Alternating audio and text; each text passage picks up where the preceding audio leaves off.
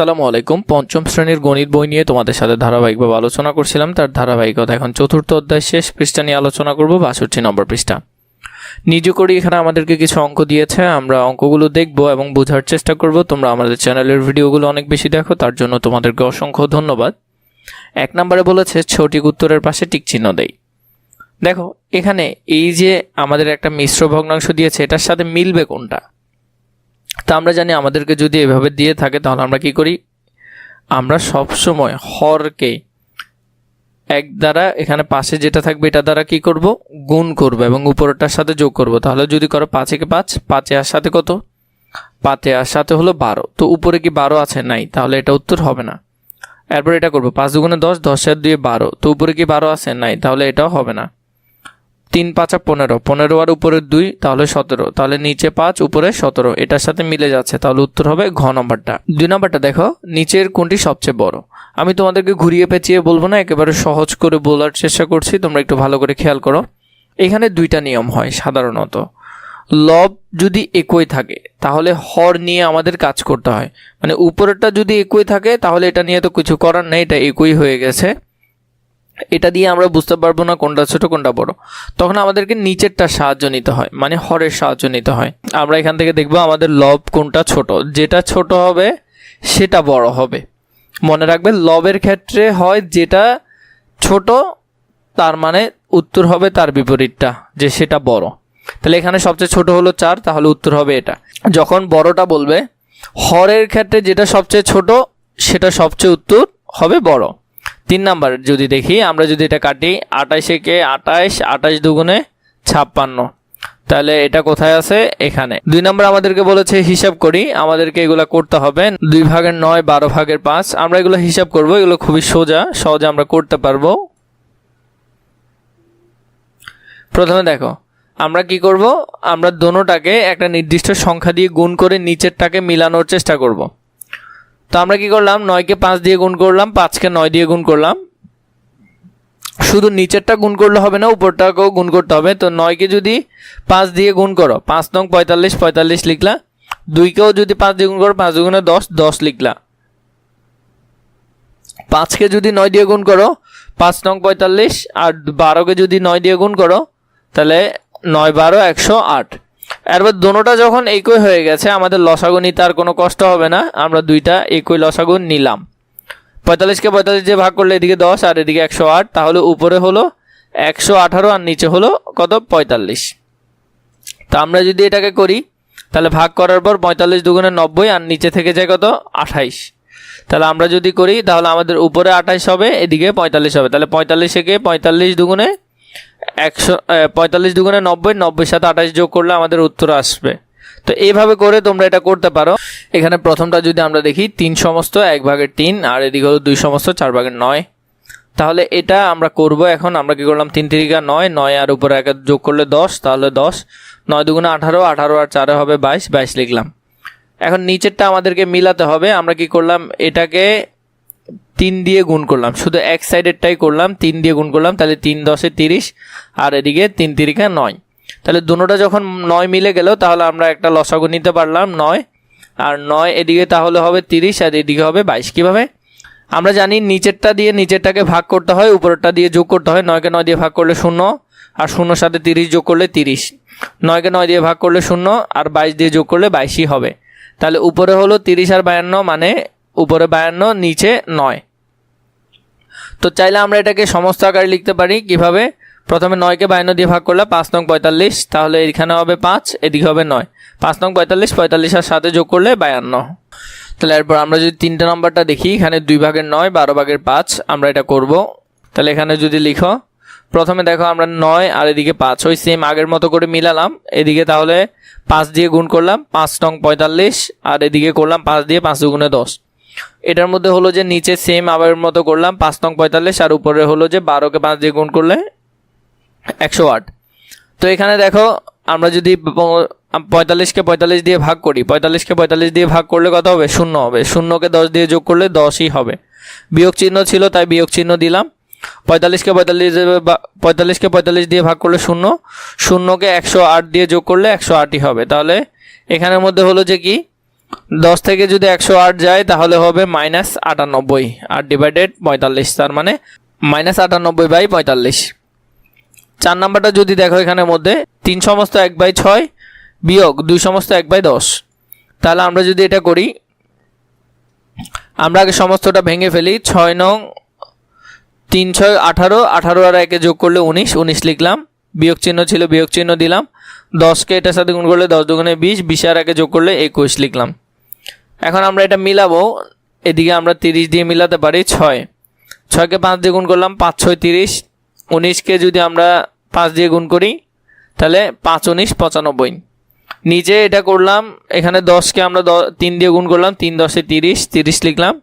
উপরটাকে 3 দিয়ে গুণ করলে 3 21 63। আমাদের হরটা মিলে গেল, তাহলে আমরা হর একটা দোনোটা একই মিলে গেলে আমরা একটা লিখতে পারি। তাহলে 30, 30কে 30 দিয়ে ভাগ করলে কত হবে? 0। 0কে 95 দিয়ে যোগ করলে 95, বিয়োগ চিহ্ন বসালাম। 30কে যদি আমরা 30 দিয়ে ভাগ করি 0, এরপরে 63কে যদি আমরা 0-র সাথে যোগ করি তাহলে 63 হবে। 95 থেকে 63 গেলে কত হবে? 32 ডিভাইডেড 30। আমরা এটাকে ভাঙবো, তাহলে 30কে 32 দিয়ে যদি করো তাহলে 1, 30 একে 30, তাহলে 30 1 আর এদিকে 2, আর এদিকে 2 আর 30-এ যদি কাটাকাটি করো তাহলে কত হবে? উপরের 2 আর নিচে 30-এ কাটলে 1/15, তাহলে 1 সমস্ত 1/15। 5 নাম্বারটা দেখো, 3/4 যোগ 7/8 বিয়োগ 11/12, এটা করতে হবে আমাদেরকে। আমরা প্রশ্নটা এখানে লিখলাম, প্রশ্ন লেখার পর দেখো আমরা মিলাবো, নিচে সবগুলো একই রকম মিলানোর চেষ্টা করব।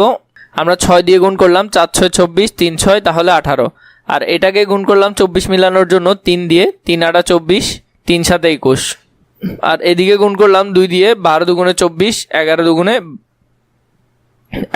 22।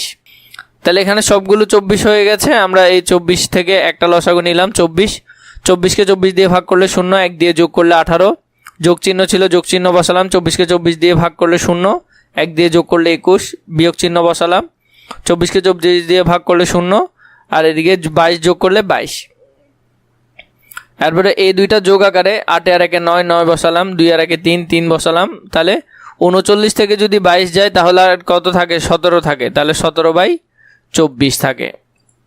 আমরা যদি 6 নম্বরটা দেখি, 6 নম্বরটা দেখো, 1 সমস্ত 1/3 যোগ 3 সমস্ত 1/4 বিয়োগ 2 সমস্ত 5/6 বিয়োগ 3/4, তাহলে এটা লিখলাম। আমরা এখানের মধ্যে আগে সমস্তটা ভাঙাই, 3 একে 3, 3 আর 1 4, 4 লিখলাম। 3 4 12, 12 আর 1 13, বিয়োগ লিখলাম। 6 6 দুগুণে 12, 12 আর 5 17, 17 লিখলাম। এরপরে এদিকে 3/4 আছে, 3/4 লিখলাম। এবার আমরা সবগুলো মিলাবো। 3কে 4 দিয়ে গুণ করলে 3 4 12, এরপরে তাহলে 4 4 16 হয়ে যাবে। এটাকে 3 দিয়ে গুণ করলে 3 4 12, 12 মিলল। 3 13 39, 39 মিলালাম। 6কে 2 দিয়ে গুণ করলে 6 দুগুণে 12, 17কে উপরে দিয়ে যেটাই গুণ করো না কেন উপর নিচে করে ফেলতে হবে। 34 হলো 17 দুগুণে 34। এরপরে এটাকে যদি আমরা 3 দিয়ে করি, 3 4 12, 12 মিলল। 3 3 9 9, তাহলে সবগুলো 12, আমরা 12 লিখলাম এখানে নিচে লসাগু, কারণ সবগুলো লসাগুই 1। এটা আর এটা যদি যোগ করো, যোগ করলে হলো 55। এরপর বিয়োগ 34 বিয়োগ 9, 34 আর 9 যদি যোগ করো তাহলে হলো 43। তাহলে 55 থেকে 43 গেলে আর থাকে 12, নিচেও 12 উপরেও 12, তাহলে 12 12 কাটলে 1, তাহলে উত্তর হবে 1।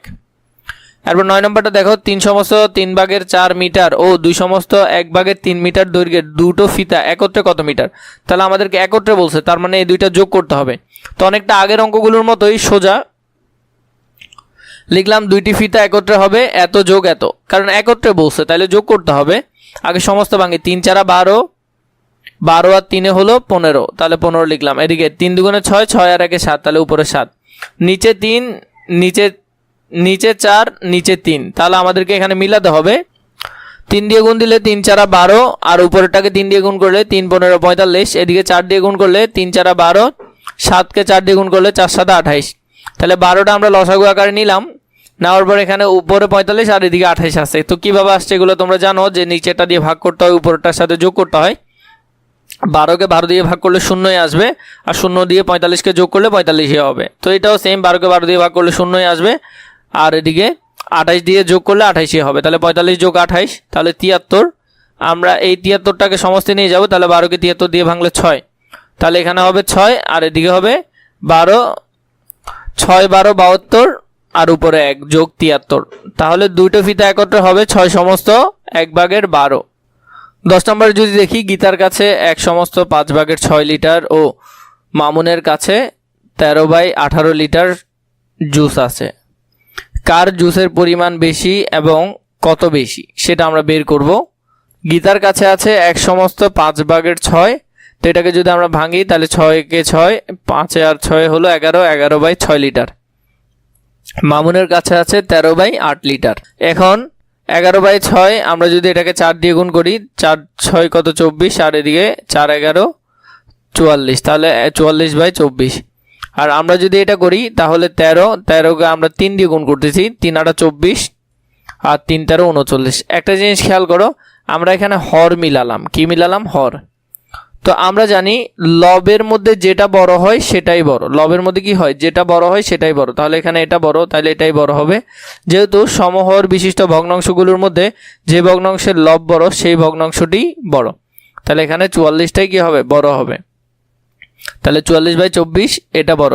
সুতরাং গীতার জুসের পরিমাণ বেশি। আবার গীতার জুস বেশি আছে কতটুকু সেটা আমরা বের করব। তাহলে বিয়োগ করতে হবে 44/24 আর এদিকে 39/24 বিয়োগ করলাম আমরা।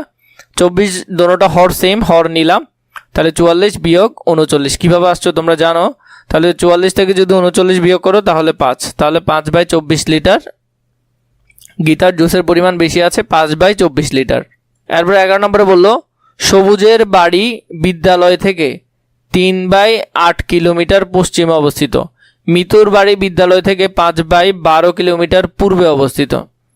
দেখো এটা হলো বিদ্যালয়, এখান থেকে সবুজের বাড়ির দূরত্ব 3/8 আর মিতুর বাড়ির দূরত্ব হলো 5/12। প্রথমে আমাদেরকে বলছে সবুজের বাড়ি থেকে মিতুর বাড়ির দূরত্ব কত, মানে এখান থেকে এতটুকু কত। তাহলে এটা কি করতে হবে? যোগ করতে হবে। সবুজের বাড়ি থেকে মিতার বাড়ির দূরত্ব, তাহলে 3/8 আর 5/12 যোগ করতে হবে। তাহলে আমরা মিলালাম, 8কে যদি 3 দিয়ে গুণ করি 3 আর 24, 12কে যদি 2 দিয়ে করি 12 2 24, তাহলে উপর নিচ গুণ করলাম, 3 3 9 হয়ে গেল, আর এদিকে 5 2 10 হয়ে গেল, 9/24 আর এদিকে হলো 10/24। এখানের মধ্যে খেয়াল করো 9 যোগ 10/24, তাহলে এটা কিভাবে আসলো? আমরা তো জানি এগুলা, 9 আর 10 যোগ করলে 19 হবে, 19 আর ডিভাইডেড 24। সবুজের বাড়ি থেকে মিতার বাড়ির দূরত্ব হলো 19/24 কিলোমিটার। এরপরে বললো বিদ্যালয় থেকে কার বাড়ি নিকটবর্তী, মানে কার বাড়ি কাছে। বিদ্যালয় থেকে কার বাড়িটা কাছে? সবুজ ও মিতুর বাড়ি থেকে বিদ্যালয়ের দূরত্বের পার্থক্য কত? তাদের মধ্যে বিয়োগ করতে হবে, তাদের পার্থক্য কত। সবুজের বাড়ির দূরত্ব 3/8 কিলোমিটার, মিতুর বাড়ির দূরত্ব 5/12 কিলোমিটার। এখন 3/8 এটাকে আমরা যদি মিলাই 9/24 আর এটাকে মিলালে 10/24। বিদ্যালয় থেকে সবুজের বাড়ি, তো দেখো এখানে নিচে হরটা মিলালাম, হরটা কি করলাম? মিলালাম। এখন এখানে লবের মধ্যে যেটা বেশি নিশ্চয়ই সেটাই বড়, তাহলে 10 বেশি, তাহলে নিশ্চয়ই 10টাই বেশি হবে। বিদ্যালয় থেকে সবুজের বাড়ির নিকটবর্তী সবুজ মিতুর বাড়ি থেকে বিদ্যালয়ের দূরত্বের পার্থক্য, তাহলে এখন তাদের মধ্যে বিয়োগ করব। 5/12 আর 3/8 আমরা যদি বিয়োগ করি 10/24 9/24। এরপর দেখো এখানে 24 মিলালাম, 10 বিয়োগ 9, তাহলে 10 থেকে 9 গেলে 1/24 কিলোমিটার। তাহলে এটা হবে উত্তর।